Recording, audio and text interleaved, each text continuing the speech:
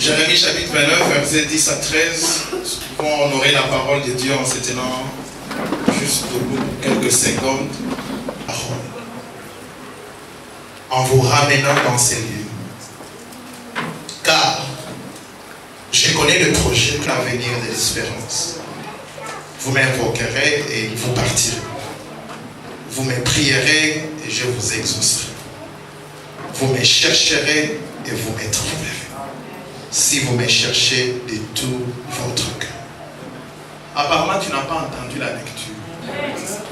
Je vais reprendre pour que tu entendes. L'année 2 que 70 ans seront écoulés pour Babylone, je me souviendrai de vous. Et j'accomplirai à votre égard ma bonne parole en vous ramenant dans ces lieux. Car je connais le projet que j'ai formé pour vous.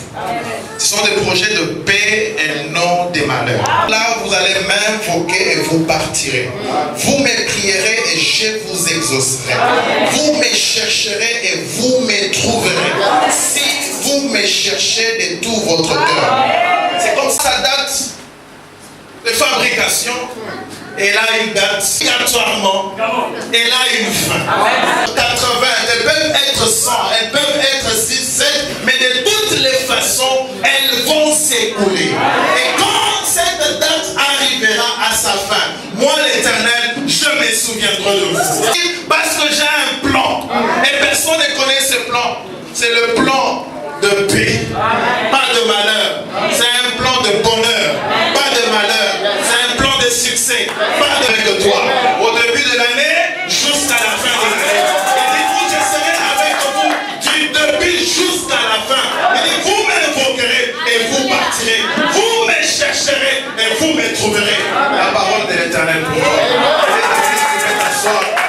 Que le Seigneur te bénisse.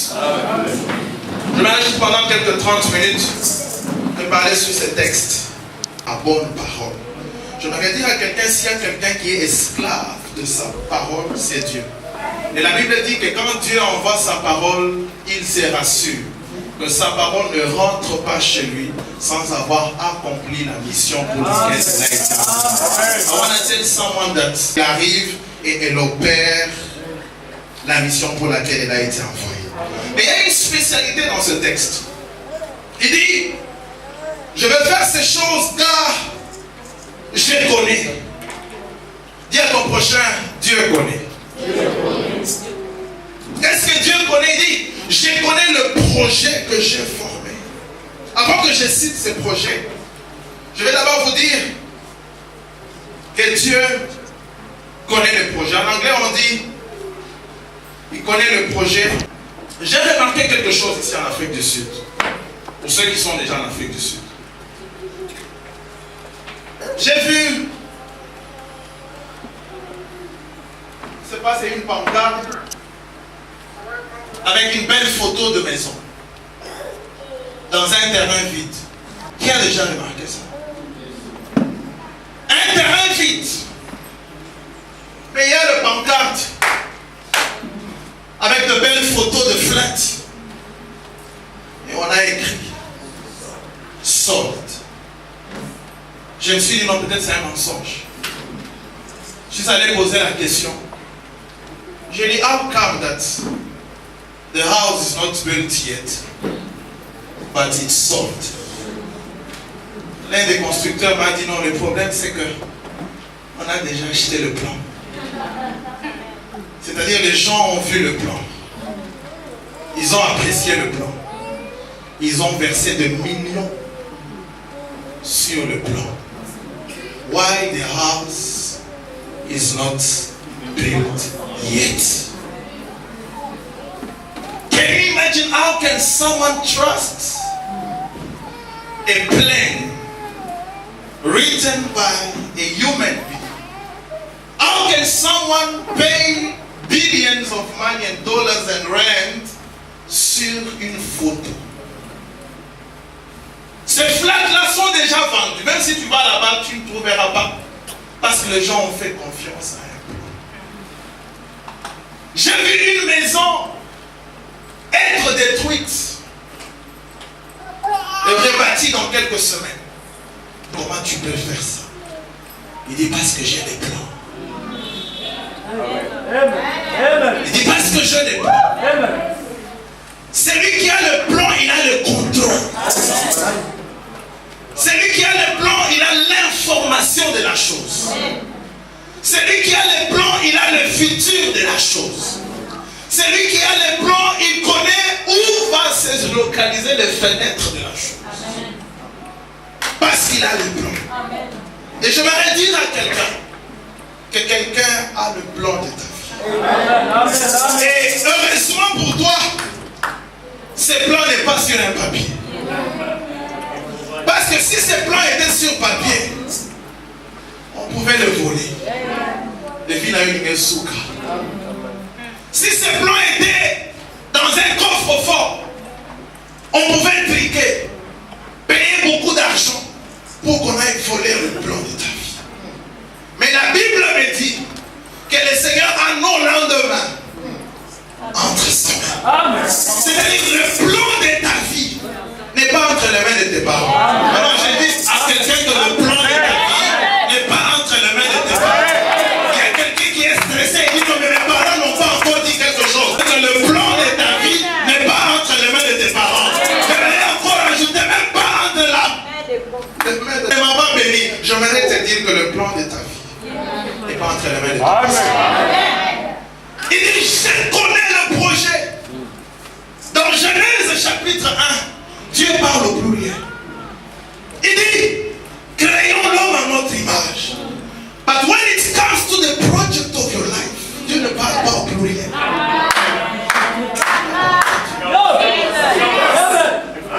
Quand il crée, il dit créons. Mais là, quand il s'agit du plan de ton succès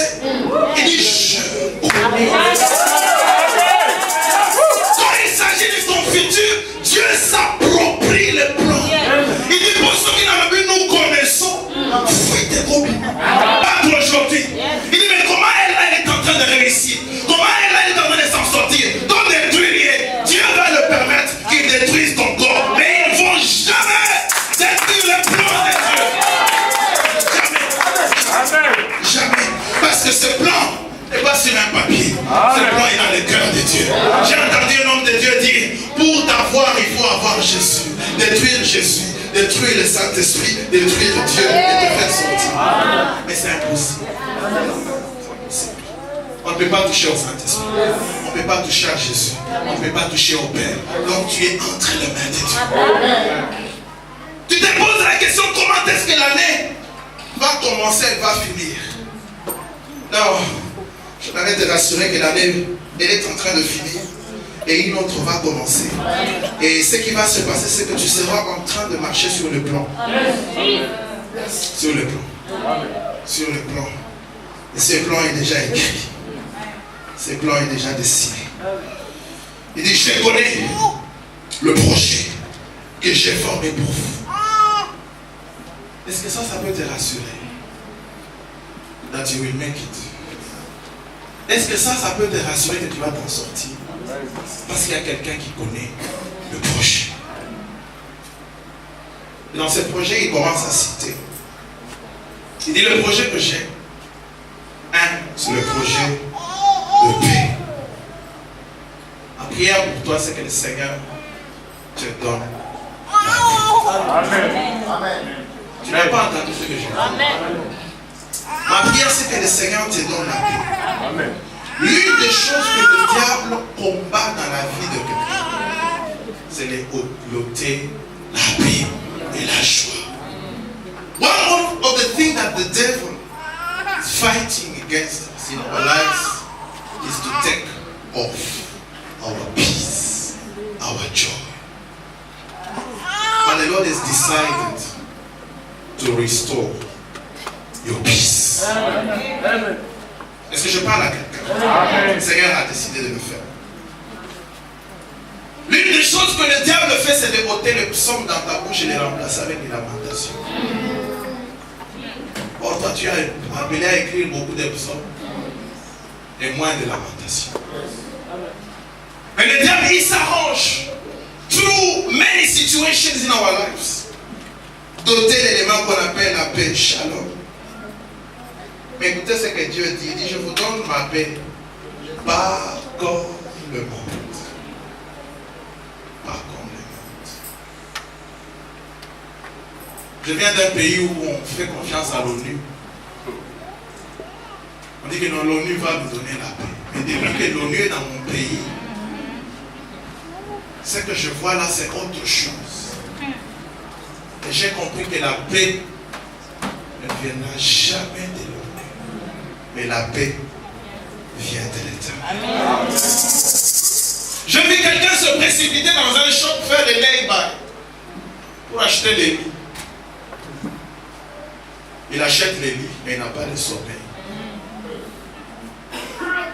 Depuis qu'il est sur ces lits, il fait que compter. Heureusement, ici, il n'y a pas de plafond. Il regarde la lumière. Je vis quelqu'un acheter les lits et ne pas avoir le sommeil. J'ai entendu quelqu'un dire que si je trouve du travail, mes problèmes seront résolus. Mais je l'ai vu trouver du travail et manquer le bonheur. J'ai entendu quelqu'un dire, moi là, si on me donne la nourriture, je vais très bien manger, mais on lui donne la nourriture, il n'a même pas l'appétit. J'ai entendu quelqu'un dire, mon problème à moi, il faut avoir la balle. Et j'ai vu aussi quelqu'un se marier et ne pas avoir cette joie.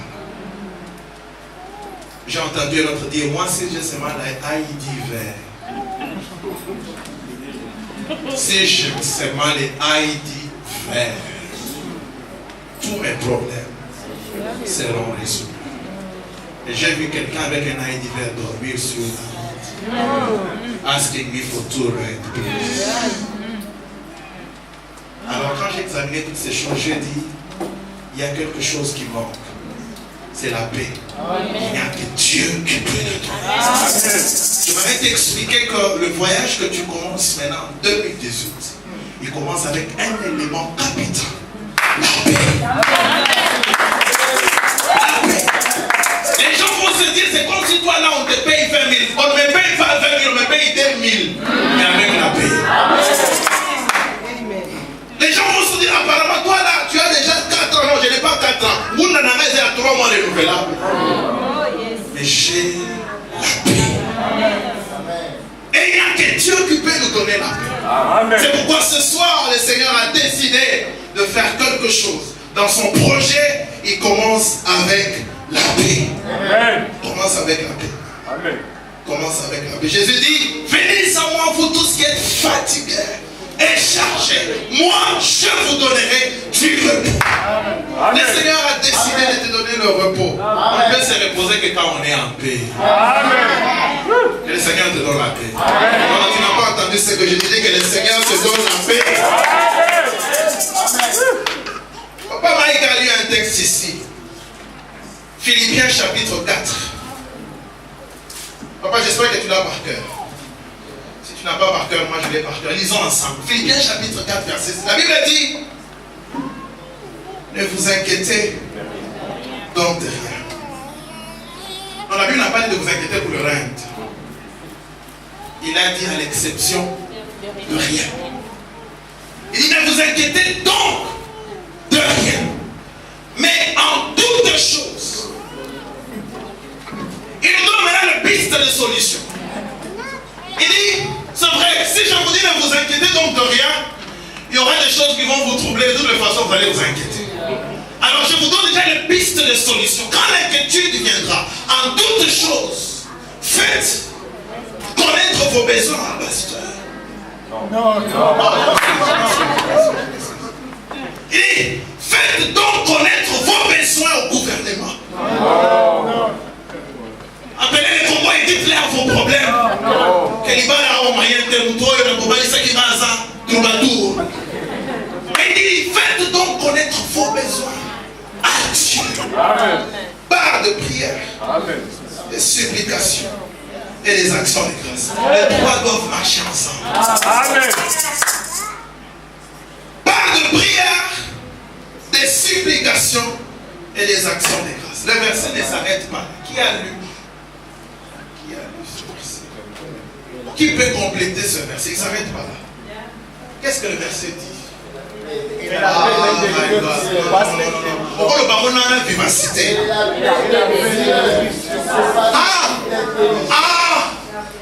Et la paix de Dieu qui surpasse toute intelligence gardera quoi?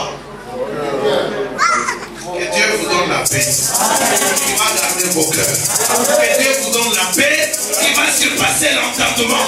Que Dieu vous donne la paix qui va surpasser l'intelligence. When people will look at you, they will say, what is happening in your life?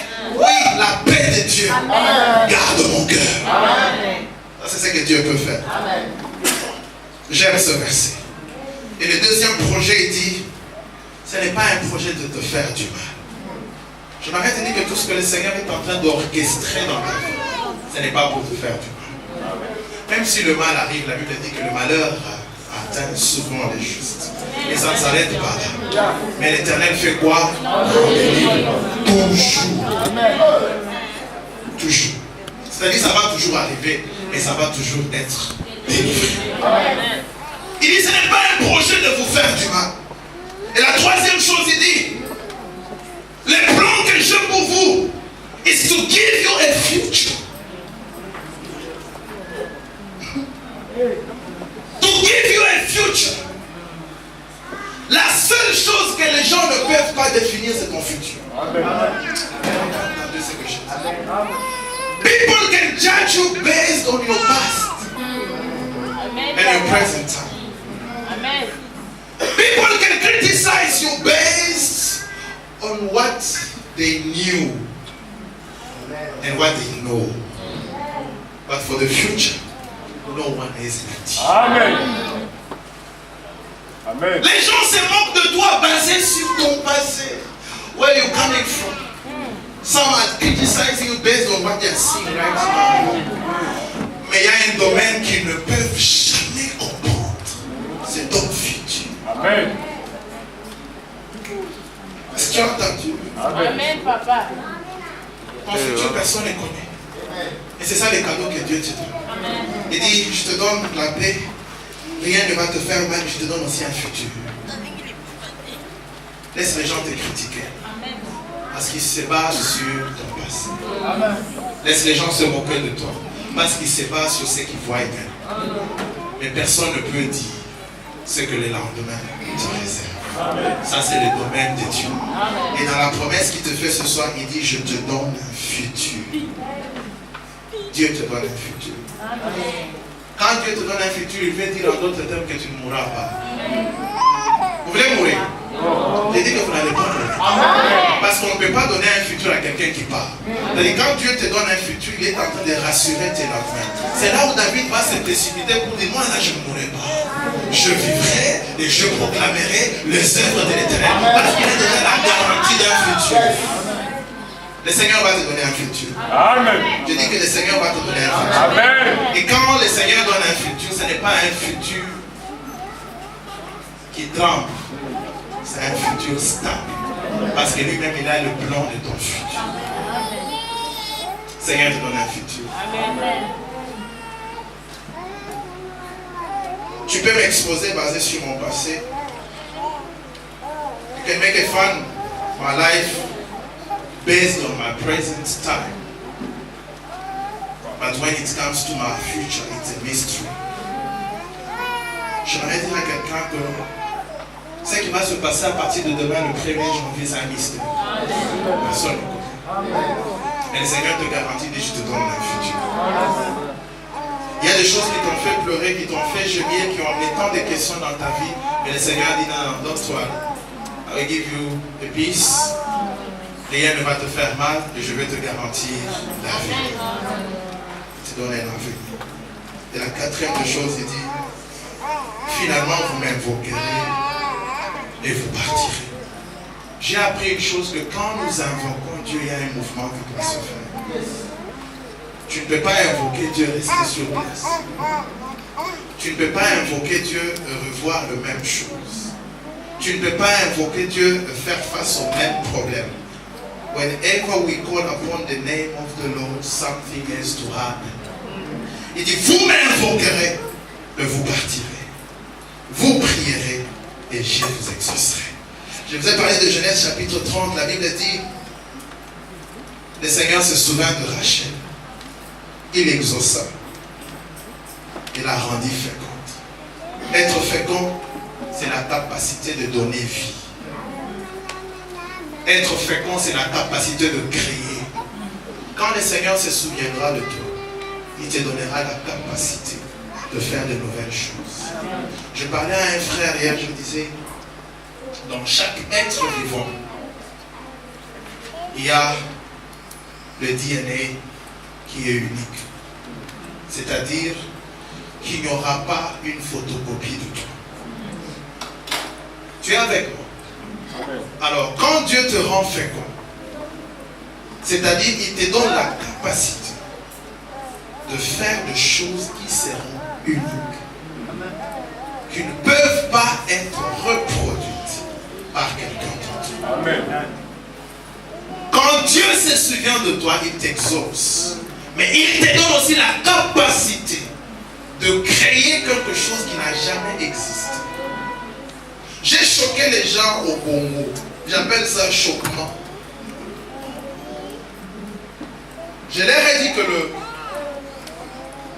que nous sommes plus intelligents que de créer des choses nouvelles. Amen.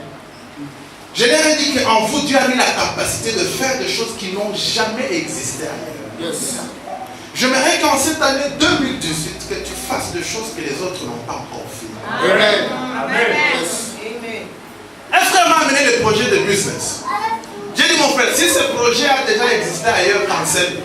Quelqu'un d'autre arrête ce projet parce qu'en toi, Dieu a mis la capacité de créer quelque chose de nouveau. En toi, Dieu a mis la capacité. Amen. Et quand Rachel conçoit son fils, elle donne le nom de Joseph pour dire, Seigneur, ajoute encore. Le Seigneur va te visiter. Amen. Le Seigneur va se souvenir de toi. Amen. Le Seigneur va te rendre fécond. Amen. Pour que tu fasses des choses que les autres n'ont pas. Amen. Je leur ai dit quelque chose dans Ésaïe chapitre 54. Ésaïe chapitre 54, je leur ai dit, le Seigneur parle à Israël, il dit, réjouis-toi stérile, toi qui n'enfantes point. Un principe de Dieu, il fonctionne comme ça. Pour octroyer certaines victoires, cela doit être précédé par certaines louanges. Yes. Alors je leur ai dit, stérile, réjouis-toi, parce que le fils de la délaissée seront nombreuses. Avant que le Seigneur visite la stérile, il l'oblige de se réjouir. Parce que la joie et la célébration devient une piste d'atterrissage de la bénédiction. La bénédiction n'atterrit pas dans les troubles. La bénédiction n'atterrit pas dans les lamentations. La bénédiction n'atterrit pas dans les combats. La bénédiction atterrit sur la louange et l'adoration. La bénédiction atterrit sur la célébration. Alors parce que Dieu voulait restaurer Israël, la stérile, il lui dit, écoute, je vais te livrer un secret. Le secret de ta réussite commence par célébrer. C'est là où Josaphat, il va combattre les Ammonites et les Moabites. Au lieu d'amener les chars de combat, au lieu d'amener les hélicoptères, au lieu d'amener les revolvers, il amène une troupe de musiciens. On place le musicien en première ligne avec des trompettes et des guitares et des drums. Il dit, vous commencez à jouer la musique. La Bible dit, pendant que la chorale a commencé à chanter, il y a eu embuscade dans les camps de ténèbres. Je m'arrête de dire que la louange, la célébration, la joie, c'est une arme redoutable devant les dieux. Ce n'est pas fini. Une ville comme Jéricho, la Bible dit, elle était barricadée, personne n'entrait, personne ne sortait. Mais la louange, les trompettes ont fait écrouler une ville. Les trompettes, c'est la célébration. Amen. Ce n'est pas fini. Paul et Silas, ils se retrouvent en prison. Moi je pense que quand j'entre en prison, la première des choses que je dois faire, c'est d'avoir les contacts de quelqu'un qui peut vite me faire sortir.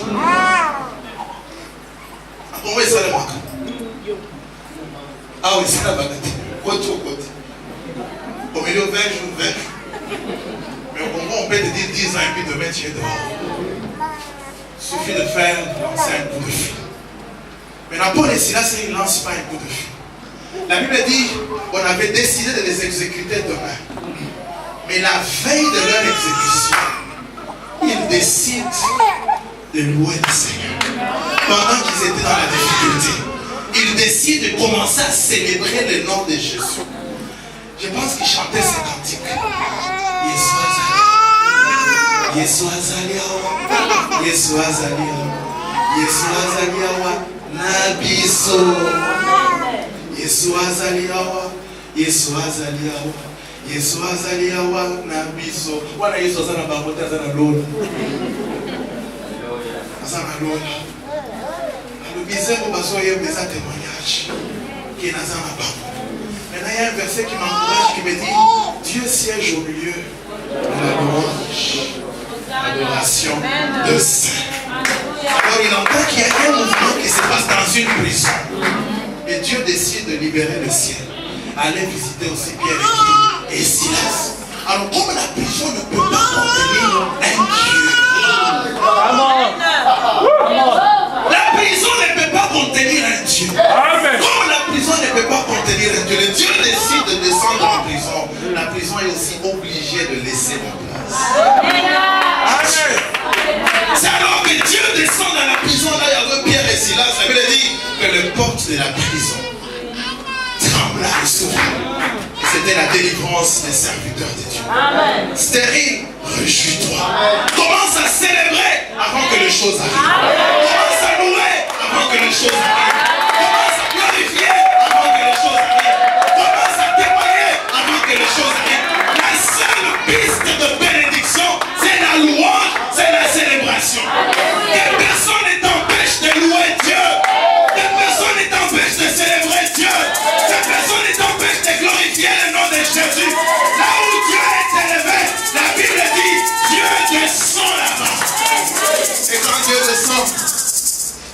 cette heure, il dit, élargis l'espace de ta tente.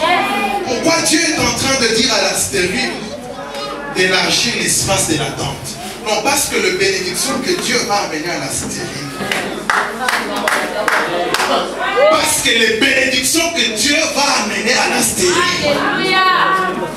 Parce que les bénédictions que Dieu va amener à la stérile ne seront pas mesurables. Je vais dire à quelqu'un, Dieu ne te bénira pas dans la même mesure de ta souffrance. Tu n'as pas entendu. Dieu ne te bénira pas sur la même longueur et largeur de ton problème. Nous avons un Dieu d'exagération. Quand il bénit, il est fait au-delà. Quand il visite, il est fait au-delà. Quand il console, il est fait au-delà. Quand il donne le frère Michel à l'oubli, pourquoi Psaume 23 il dit, tu induis ma tête. Non, ma bouche est remplie. Que Dieu te fasse déborder de la bénédiction. Que Dieu te fasse déborder de la visitation. Que Dieu te fasse déborder de la joie. Que Dieu te fasse déborder de la guérison. Que Dieu te fasse déborder de la gloire. Que Dieu te fasse déborder de la grâce. Que Dieu te fasse déborder. C'est pourquoi il dit à la délaissée, élargis l'espace. Parce que les choses que je vais faire, personne ne va les compter. Il y a une bénédiction qui viendra. Même toi, tu te poseras des questions. Qu'est-ce qui s'est passé? Non, Dieu s'est souvenu de toi. Dieu ne fait pas la même mesure de notre souffrance. Tu es malade, il va te guérir. Il ne va pas arrêter seulement la guérison. Il te donne aussi une bonne santé.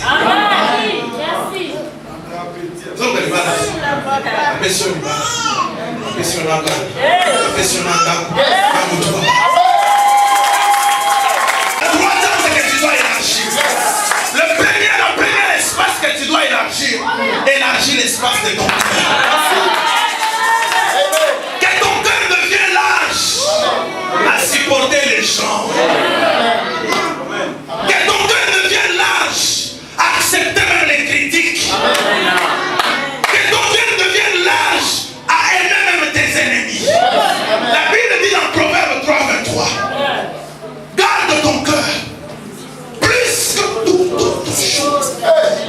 Car les sources de la vie en dépendent. Alors quand ton cœur est gardé, c'est un bon dépôt de la bénédiction de Dieu. Dans Proverbe il dit, un faux cœur ne prospère pas. Un faux cœur ne prospère. Tu veux vivre la main de Dieu, aie un bon cœur. Un cœur qui pardonne, un cœur qui aime, un cœur qui supporte, même les injures, même les critiques, même la haine. Aie un bon cœur. Dieu va visiter ton cœur. Il dit élargis l'espace de ta tente. Le deuxième espace que tu dois élargir, c'est ta vision. Amen. C'est ta vision. Amen. 2018 a commencé. C'est les chiffres qui ont changé. On aura toujours 12 mois. Il n'y aura pas de rêve. On aura toujours 24 heures. On ne va pas ajouter une heure. On aura toujours 7 jours. Pas 8 jours. Mais ce que tu peux changer, c'est ta vision. Amen. Quand tu changes ta vision, le Seigneur va agir sur ta vision. Il dit à Abraham, il est béni dans Genèse 12, 1, 3. Il dit à Abraham, je fais de toi une source de bénédiction, tu es béni. Mais maintenant Dieu lui dit une chose, dit Abraham, lève tes yeux et compte. C'est que toi tu vas voir, c'est ce que je vais aussi faire. C'est que toi tu vas compter, c'est ce que je vais aussi compter. Tu as un problème de comptage. Tu as un problème de mathématiques, merci papa. La bénédiction était là, mais elle était liée à la mathématique de qui? D'Abraham.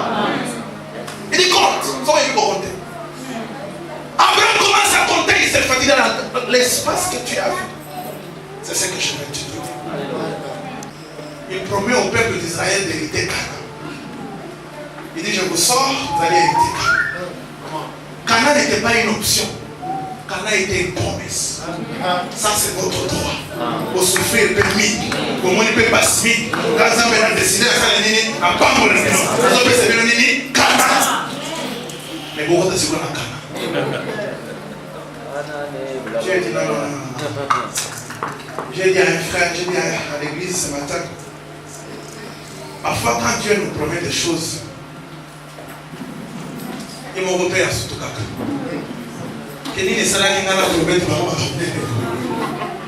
Dieu le fait sous cuite de la louange et l'adoration. Quand vous louez Dieu, il s'est dit, qu'est-ce que je peux faire pour cet homme, pour cette femme? Dieu commence à te promettre même l'avion. Dieu te promet même des voyages. Il dit que tu vas marcher le monde sans le garçon, le portable là. Il dit oui, tu vas marcher le monde entier. Tes enfants seront nombreux. Je vais te donner. Dieu les fait sous cuite. Dans la louange. Il rentre les anges du Seigneur. Est-ce qu'on a qui chrétien? Mais comme Dieu est Dieu, il ne change pas. Il ne change pas. Il ne peut pas dire it was a mistake. Maintenant, il laisse la promesse active. Maintenant, qui va débloquer le processus de l'accomplissement? C'est toi. C'est là où maintenant il dit, ta vision va influencer ta bénédiction. Il dit maintenant Israël, il dit Moïse, la salle a mis nos promesses à Canaan. Mais nous avons 50 faveurs. Qui n'a pas espion. Yes. Ce qui m'a dit que ma belle homme est confortable. Et ce qui tout écoute,